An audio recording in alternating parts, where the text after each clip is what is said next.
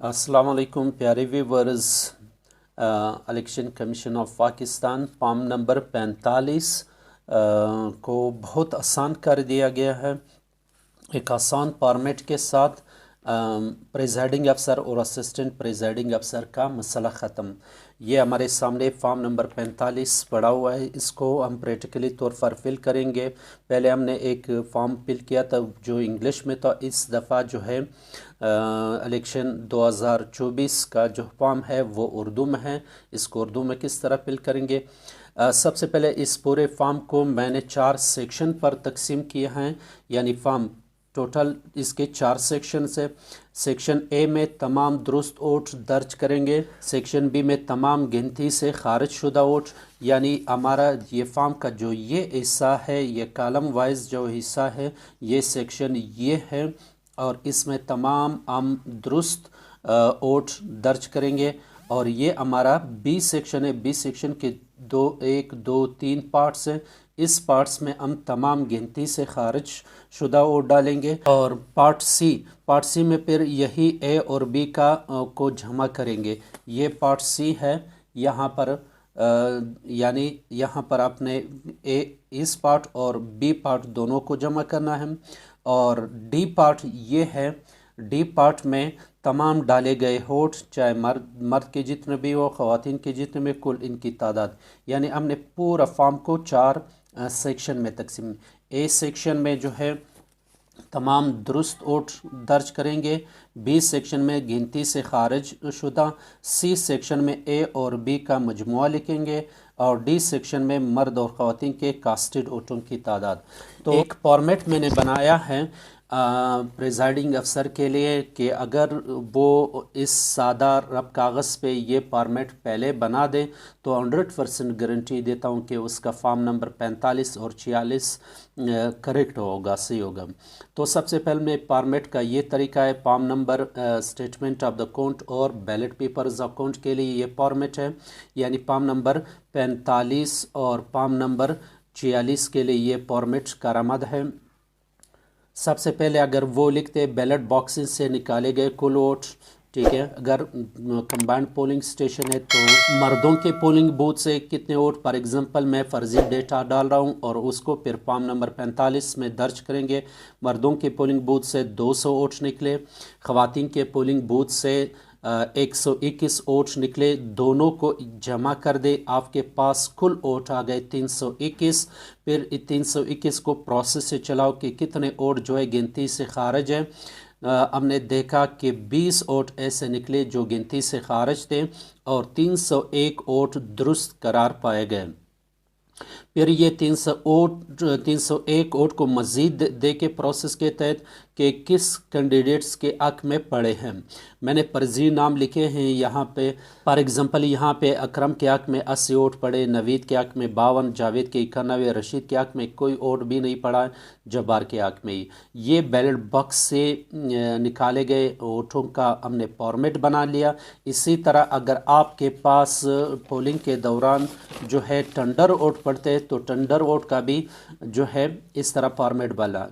कुल tender vote जो packet number 4 से निकले, टोटल फॉर एग्जांपल हमने फर्जी डेटा डाला है कि 4 वोट निकले।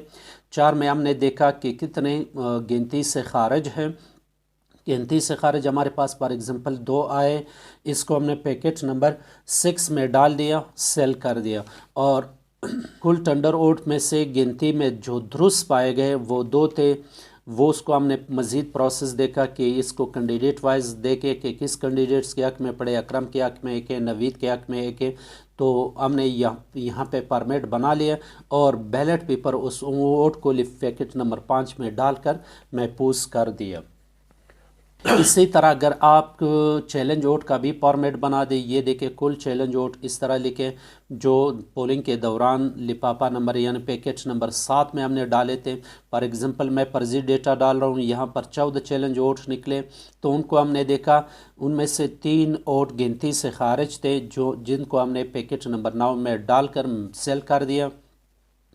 और दुरुस्त वोट जो थे चैलेंज वोट वो 11 थे। 11 को हमने मज़ीद देखा कि किस कैंडिडेट्स के हक़ में पड़े। फॉर एग्ज़ाम्पल अकरम के हक़ में 4 है, जावेद के हक़ में 3 है, जब्बार के हक़ में भी 4 है। तो बाद में इनको भी आप पैकेट नंबर 8 में डालकर साथ साथ पैकिंग भी कर सकते हो। ये हमारा बहुत आसान फॉर्मेट है। यहाँ पर आखिर में आप पैकेट नंबर 10 को भी देख ले कि उसमें कितने स्ट्रे और स्पाइल्स वोट पड़े, उनकी तादाद भी इस फॉर्मेट पर लिखे। ये मुख्तसर सा फॉर्मेट है। अगर आप इसको बना ले तो मैं गारंटी देता हूँ कि आपका फॉर्म नंबर 45 और 46 जो है वो 100% जो है सही आएगा, उसमें कोई गलती की गुंजाइश फिर नहीं होगी। चलो हमने फॉर्मेट बना लिया। अब इस डेटा को हम फॉर्म नंबर 45 में पुट करेंगे। तो फॉर्म नंबर 45 पे जाते हैं। ये आप लोगों के सामने फॉर्म नंबर 45 है। यहाँ पर देखें इलेक्शन बराए कौमी असम्बली और सूबाई असम्बली। अगर आप ये फॉर्म नंबर 45 कौमी असम्बली का भर रहे हो तो सूबाई असम्बली को क्रॉस करें और कौमी असम्बली पर चेक लगाए। अगर किस सूबे को सिंध पंजाब खैबर जिस सूबे का भी, फॉर एग्जांपल मैं बलूचिस्तान का भर रहा हूँ और पहले कौमी असम्बली का भर रहा हूँ, ठीक है, तो सूबाई असम्बली को काटे कौमी असम्बली पर। उसके बाद इंतखाबी हल्के का नाम और नंबर और पोलिंग स्टेशन का नाम और नंबर लिखें। ये आपके पैकिंग इनवाइस पर भी लिखा होगा, इंतखाबी पेरिस पर भी लिखा होगा। वहाँ से अपने इंतखाबी हल्के का नाम वगैरह आप पुट कर सकते हो। उसके बाद हम आते हैं यहाँ ये फॉर्म पे। पहला कॉलम जो है वो सीरियल नंबर का है, 1 से लेकर 16 तक है, यानी 16 कैंडिडेट्स के हम नाम लिख सकते हैं। अगर कैंडिडेट्स खुदा न खास्ता अगर ज़्यादा हो तो आप इसी तरह ये फॉर्म उठा के इस फर्स्ट पे लिखे पार्ट 1 लिखें और यानी पार्ट ए लिखे, और दूसरा फॉर्म उठाए उस पे लिखे पार्ट बी लिखे। वहाँ पर ये सीरियल नंबर जो है 17 से शुरू कर लें। और यहाँ पे दूसरे नंबर कॉलम में हम उन उम्मीदवारों के नाम लिखेंगे जो बैलेट पेपर्स के मुताबिक हो। फॉर एग्ज़ाम्पल मैं फर्जी डेटा डाल रहा हूँ। यहाँ पर मैंने बैलेट पेपर सामने रख करके मैं नाम लिख रहा हूँ और यहाँ पे अकरम आया, नवीद आया और जावेद आया और उसके बाद रशीद आया और रशीद के बाद जब्बार है। मैंने फर्जी चंद नाम मुख्तस किए हैं, ये मैंने नाम डाल दिए। ये बैलेट पेपर के मुताबिक होंगे। कॉलम नंबर 3 में बैलेट बॉक्स से बरामद शुदा वोटों की तादाद हमारे पास फॉर्मेट सामने पड़ा होगा। बैलेट बॉक्स से हमें टोटल 321 वोट निकले, जिनमें 20 गिनती से खारिज थे और यहाँ पे दुरुस्त वोट 301 थे। अब देखेंगे कि किस कैंडिडेट्स के हक़ में कितने वोट पड़े हैं। अकरम के हक़ में 80 वोट पड़े हैं, तो हम इधर अकरम के सामने कॉलम नंबर 3 में लिखेंगे। नवीद के हक़ में 52 वोट पड़े हैं, तो हम इधर लिखेंगे। जावेद के हक़ में 91 वोट पड़े हैं। रशीद के हक़ में 1 वोट भी नहीं पड़ा है। अगर 1 वोट भी नहीं पड़ा है तो आपने डबल फिगर 0 डालना है और उसका नाम यहाँ पे ज़रूर लिखना है। जब्बार के हक़ में जो है वो 78 वोट पड़े हैं, यहाँ पर फॉर्मेट में हमने लिखा। ये कॉलम नंबर 3 हो गए और उसको ऊपर से भी आपने जमा करना है। कॉलम नंबर 3 को आपने ऊपर से जमा किया, ये आ गए 301, यानी आपकी वेरिफिकेशन भी होगी। देखो हमारे पास टोटल कुल कितने वोट थे, 301। यहाँ पर भी जब हमने जमा किया। अब कॉलम नंबर 4 पे आते हैं, दुरुस्त पेश करदा टेंडर वोट। तो हमने टेंडर वोट का भी यहाँ पे जो है बनाया वो फॉर्मेट। टोटल हमारे पास 4 टेंडर वोट थे, जो दुरुस्त थे 2 थे। वो 2 किन के हक़ में पड़े थे, हमारे सामने फॉर्मेट होगा। एक अकरम के हक़ में, तो यहाँ पे आपने 01 लिखना है। दूसरा नवीद के हक़ में है, दूसरा ये नवीद के सामने भी हमने 1 लिखा। बाकी कैंडिडेट्स ने टेंडर वोट नहीं लिए तो यहाँ पर आपने 00 लगाना है। आपने लगा लिया। इसको भी अगर मज़ीद कैंडिडेट्स ने ऐसे क्रॉस करना है, इसको भी ऐसे क्रॉस करना है। अब टेंडर वोट को भी जमा करना है। टोटल आपके पास दुरुस्त टेंडर वोट कितने थे, 2 थे, तो यहाँ पे वेरिफिकेशन भी हो जाएगा। उसके बाद कॉलम नंबर 5 पे आते हैं हम। पे यहाँ पे लिखा हुआ चैलेंज दुरुस्त वोट लिखे हुए, तो चैलेंज वोट का भी हमने फॉर्मेट बनाया। टोटल 14 थे, जिनमें से 3 गिनती से खारिज थे, 11 थे। 11 किन कैंडिडेट्स के हक में पड़े हैं, तो उनके सामने अकरम के हक में 4 वोट डाले गए हैं, और नवीद के हक में कोई वोट नहीं, तो 0-0 लिखेंगे। जावेद के हक में 3 वोट डाले गए हैं, और रशीद के हक में कोई वोट नहीं है, और जब्बार के हक में 4 वोट डाले गए। तो इनको भी ऊपर से हम जमा करेंगे, ये टोटल आ गए 11। तो हमारी वेरिफिकेशन भी यहाँ पे हो रही है।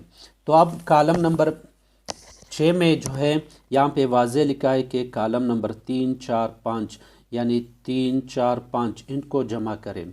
यानी अकरम के हक में टोटल कितने वोट पड़े, 80, 81 और 4 दाए 85, ये 85। और नवीद के हक में इनको जमा करना है, ये कितने आए, 53 आए। और जावेद के हक में कितने आए हैं, जावेद के हक में 94 आए, यानी 91, 92, 93, 94। रशीद के हक में कोई वोट भी नहीं पड़ा है। और उसके बाद जब्बार के हक में कितने वोट पड़े हैं, इसको जमा करते हैं, यानी 78 है और 4 82 हो गए। फिर इस कॉलम को ऊपर से भी जमा कर लेंगे। जब ये टोटल हम इसको जमा कर लेंगे तो ये टेंडर और चैलेंज के साथ आ गए, ये 314 आ गए। तो हमारे ए सेक्शन का एक पॉइंट बाकी यहाँ पे कह रहे कि दुरुस्त वोटों की कुल तादाद, कॉलम नंबर 6 का भी इधर फिगर डाल लिया, तो हमारा ए सेक्शन कंप्लीट हो गया। अब पाम नंबर 45 की बी सेक्शन पर हम जा रहे हैं। बी सेक्शन में गिनती से खारिज वोटों की तादाद लिखेंगे। हमने यहाँ पे फॉर्मेट पे सब कुछ वाज़े लिखा है कि सबसे पहले बी सेक्शन के फर्स्ट पॉइंट पे आते हैं, बैलेट बॉक्स से बरामद शुदा जो गिनती से खारिज। बैलेट बॉक्स से हमारे पास टोटल 321 वोट आए, गिनती से खारिज ये देखे वाज़े लिखा हुआ है। बैलेट बॉक्स से हमारे पास टोटल 321 वोट आए, ये भी दे के वाज़े है। गिनती से खारिज कितने हैं, 20 है। 20 है तो इस रो में आप लेके 20। कॉलम सेक्शन बी का दूसरा पॉइंट, गिनती से खारिज टेंडर वोट। हमने टेंडर वोट्स का फॉर्मेट भी यहाँ पे बनाया था कि हमारे पास कुल टोटल टेंडर वोट 4 थे, गिनती से खारिज कितने हैं, गिनती से खारिज 2 है, तो इसको हम यहाँ पे पुट करेंगे। और तीसरे नंबर पे गिनती से खारिज चैलेंज वोट। चैलेंज वोट का फॉर्मेट हमने बनाया था कि हमारे पास कुल चैलेंज वोट ये 14 है, गिनती से खारिज कितने, 3 है, तो इसको हम यहाँ पे पुट करेंगे। अब बी का मजमुआ, यानी ये बी के 3 जूज़ जो थे 20 थे और 2, 3 इनको जमा करेंगे, ये टोटल हमारे पास आ गए 25, ये 25 वोट आ गए। अब हम फॉर्म नंबर 45 के सेक्शन सी पे आते हैं। सी सेक्शन पे वो क्या कह रहे हैं कि ए और बी को जमा करें। हमारे पास ये पोर्शन ये था जिसमें टोटल 314 वोट आए, तो यहाँ पे भी आप लिख सकते हो ये ए सेक्शन हो गया जमा बी सेक्शन। बी सेक्शन का मजमुआ हमने यहाँ पर लिखा था कितना है, 25। इनको हम ए और बी को जमा कर दे। जब ए और बी को जमा कर दे, ये आ गए हमारे पास, हमने इसको जमा किया, 339 वोट्स हमारे पास पड़ गए। तो उसके बाद जो है सेक्शन डी है। सेक्शन डी में हमें क्या करना है, सेक्शन डी में कहते हैं कि कुल डाले गए कास्टेड वोट कितने हैं। तो हमारे पास बैलेट बॉक्स से जो टोटल निकले ये 321 थे। हमारे पास जो थे वो 14 चैलेंज वोट थे और 4 जो थे वो टेंडर वोट थे, तो इनको हमने जमा किया 18। ठीक है, 18 वोट हमारे पड़ गए चैलेंज और टेंडर। अगर इनको भी हम जमा करें कि ये हमारे पास पड़ गए जो है मर्दों के पोलिंग बूथ पर 18, तो ये आ गए 218 टेंडर और चैलेंज और बैलेट बॉक्स के टोटल। ये मर्दों के पोलिंग बूथ पर टोटल वोट कास्ट 218 और ख़वातीन के पोलिंग बूथ पर टोटल यहाँ पे हमारे पास वाज़े फिगर है 121। अगर इन दोनों को हम जमा कर देंगे तो ये आ जाएगा 339, यानी ये फिगर और ये फिगर अगर दोनों सेम आ गए तो आपका फॉर्म नंबर 45 बिल्कुल 100% करेक्ट है। यानी ये दोनों फिगर सेम आने चाहिए। यानी टोटल 339 आउटकास्ट हुए। और उसके बाद जो है फॉर्म नंबर 45 की यहाँ जो आखिरी सेक्शन है, यहाँ पे सीनियर असिस्टेंट प्रिजाइडिंग अफसर जो है वो उसका नाम होगा, नाम लिखना है और उसके बाद ओहदा लिखना है, ठीक है। और उसके बाद जाए तहनियाती यानी किस स्कूल में वो उसकी पोस्टिंग है, गवर्नमेंट स्कूल जो भी हो वो लिखा है। उसके बाद SNIC नंबर उसने लिखना है, यहाँ पर उसने दस्तखत करने हैं, यहाँ पे अंगूठे का निशान लगाना है। इसी तरह असिस्टेंट प्रिजाइडिंग अफसर का जो है यहाँ पे नाम वगैरह ओहदा वगैरह लिखना है और अपनी पोस्टिंग की जगह बतानी है और SNIC नंबर यहाँ पे लिखना है और दस्तखत करना है और अंगूठा लगना है। अगर कोई नोट हो नोट भी लिख सकता है। और यहाँ पे जो है जहाँ पे पोलिंग स्टेशन का है में उस जगह का नाम लिख सकता है, डेट्स लिख सकता है, वो वक्त टाइमिंग नोट कर सकता है कि किस टाइम में है पोलिंग स्टेशन बंद हुआ है, तारीख़ लिख सकता है, यहाँ पर ये सब कुछ लिख सकता है।